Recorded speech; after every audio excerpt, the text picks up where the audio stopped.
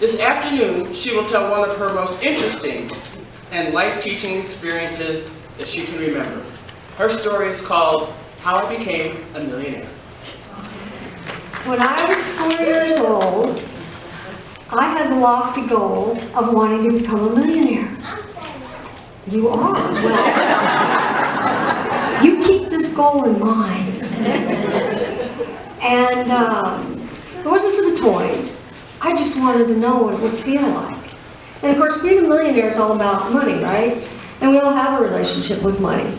I mean, you love it, you spend it, you hate it, you save it. And at one point, we've all lost it. It's fallen out of your pocket, you lose your wallet, or hey, lend it to a friend or a relative and see how fast it just disappears. But it's also amazing how mad we get when we lose money, right? Oh my gosh, I lost all this money, oh, my wallet, my money. But isn't it just colored paper? When you look at it, it's just a piece of paper with ink on it. And that came to my heart and understanding years ago when I was traveling in Indonesia, New Zealand, and Australia. I'd been on the road for about 6 weeks, and at the time I was traveling on a blade of grass and a piece of rice. No money. Staying in hostels, you know the hostels, and you go in there and there's a group room and all the girls sleep in the same bunk beds. Trust me, women snore. Traveling with chickens and the locals, etc. And one day, I was walking down the street in Perth, Australia, and walking past this travel agency. And there on the wall was this huge poster, and it said, Bali, Indonesia, paradise found. Well, I just walked into that travel agency and I booked an airplane ticket right then. But more importantly, I booked my own room with my own bed and my own bath. Now, by booking it this way, the guy told me, hey, this is non-refundable. You understand that? Oh yeah, no problem. Boom, next day I was in Bali, Indonesia. Taxi takes me to the hotel and oh my gosh, it's this quaint hotel, it's just like the pictures. And right in front of it is a money changer. And I needed a money changer because I had to change my US dollars into Indonesia rupee. And he had this great white board that said US $100 equals 1 with a bunch of zeros. So I grabbed my $100 bill and I handed it to him. And he grabs my hand and he pulls it towards him and he flattens it out.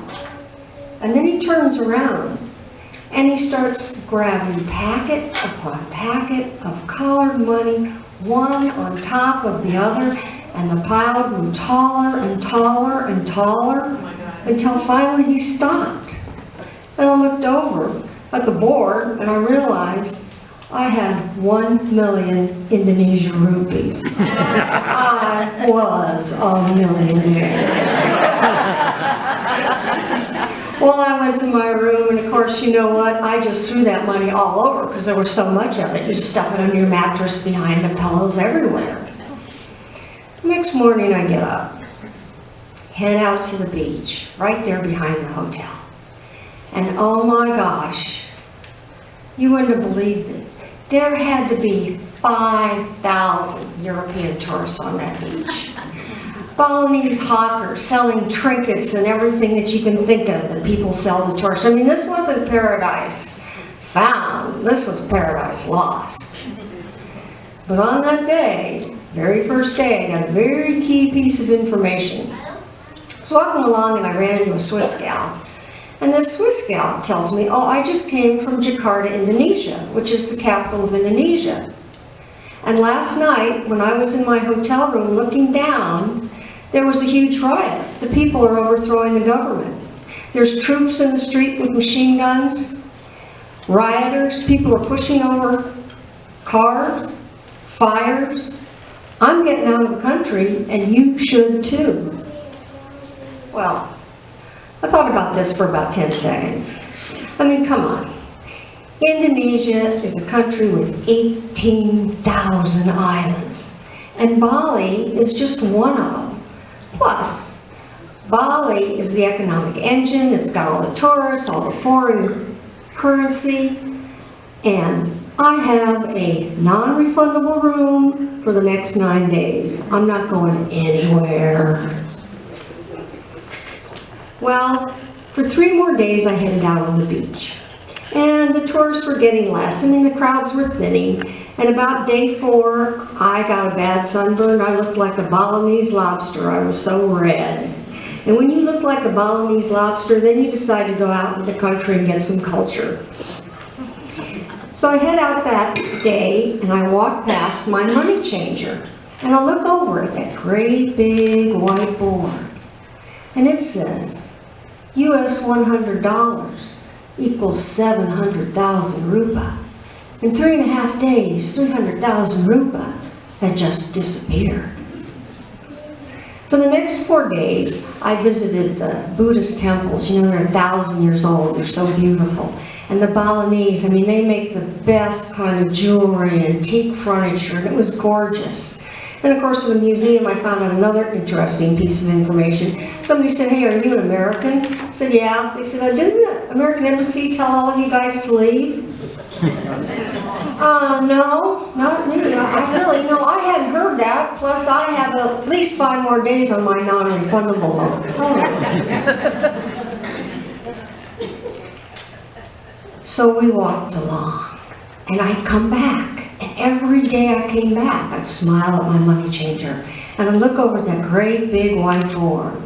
700,000, 650, 600,000, 550, 500,000. That rupa was dropping like a rock. And then on the 9th day, I went back out to the beach. And oh my gosh, guys, it was paradise found. There was nobody on the beach. All the tourists had disappeared. The Balinese guys were gone. It was just me. That night, I go out onto town to get something to eat. And I'm figuring, it's going to be like the beach. Nobody's going to be around. Wrong again. Because when I go out there, the town is full of 18 to 19-year-olds in military outfits, carrying submachine guns with tanks going up and down the street. Now the first thing I think is, oh my gosh, I hope I never see anything like this in the United States. And the second thought was, hey, I wonder if my taxi's going to come tomorrow and get me to the airport. The morning arrives. Boom, the taxi's there. Takes me right to the airport. The airport's this big old thing, and I walk in, there's maybe 10 people. And my heart's pounding as I walk over to where the ticket counter is, and I push she pushes a boarding pass across. And about an hour later, this gigantic airplane lands. Like you see in McCarran, one of those huge planes.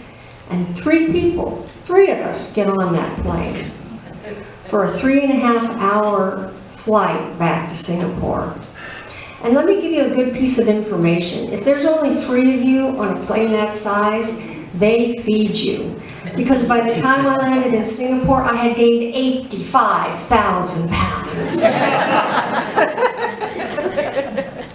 When I get off the airplane, right to the money changers, had to get rid of this, and I still had, amazingly, 500,000 Indonesian rupees because Bali had been so cheap. So go over there and I start stuffing it under the money changer's window, all this paper's going under and under and under, and then he starts counting it. And it takes forever, standing there, and then I'm thinking, okay, I had $100. Oh, that'd be like maybe about 50 left, because there was 1,000,000 rupa, half of that's 500, maybe we get 45, 46 bucks back, because it takes a little to change it. Pretty soon he's finished, finally. And he leans over and he pushes under that glass 2 pieces of colored paper, a $5 US bill and a $1 US bill. Talk about my money disappearing. Well, I would have been honestly, a little more upset. But for 10 days, that little 10-year-old girl got to live her dream of becoming a millionaire and knowing what it felt like. Now, You may think that's the moral of the story, but it's not. Because the moral of the story is, if you want to be a millionaire, you take $100 and you go to one of those countries where they have one of those crazy exchange rates, and they will give you a pile of colored paper as tall as your house, and you too will become a millionaire. Thank you.